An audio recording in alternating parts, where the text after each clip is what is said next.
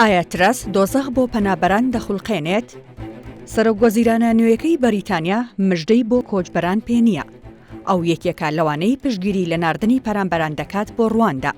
زیاتر لەوەش هەوڵدەدات وڵاتی دیکەی هاوشێوە بدۆزێتەوە و پەنابەری بەریتانیای بۆ بنێرێت. تیمەکەی سەرۆکوەزیرانی نوێ دەڵێن تراس سوێندی خواردووە پرسی کۆچبەرانی کەناڵی ئینگلیزی بکاتە کاری لە پێشینی خۆی. دەیەوێت دڵنیا بێت لەوەی سیاسەتی ناردنی پەنابەران بۆ ڕواندا جێبەجێ بکرێت. هەنگاوی دواتریشی ڕێکەوتنە لەگەڵ وڵاتی دیکەدا.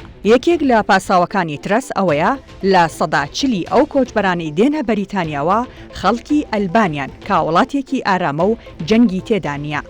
تراس لەم دۆسەیەدا بەتەنها نییە. سوەیلا براڤەرمان کە بە ئەگەرێکی زۆر دەبێتە وەزیری ناوخۆ یەکێکە لەوانەی پشتگیری هەمان سیاسەت دەکات دژ بە پەنابەران. ئەو کاتەی ناردنی یەکەم کاروانی پەرامبەران بۆ ڕواندا هەڵوەشایەوە هۆکارەکەی پارێزەرە چەپەکان بوون کە لە دادگا توانیان دۆسیەکە لە بەرژەوەندی خۆیان کۆتایی پێبهێنن. بەڵام ئەم جارەیان ترەس دەیەوێت لە ڕێگەی عەقڵی یاسایی براڤەرمانەوە دۆسیەکە لە دادگا لە بەرژەوەندی خۆی یەکلا بکاتەوە. بۆ پێی ئەزموونی دەوڵەمەندی لە پارێزەرایەتیدا هەیە.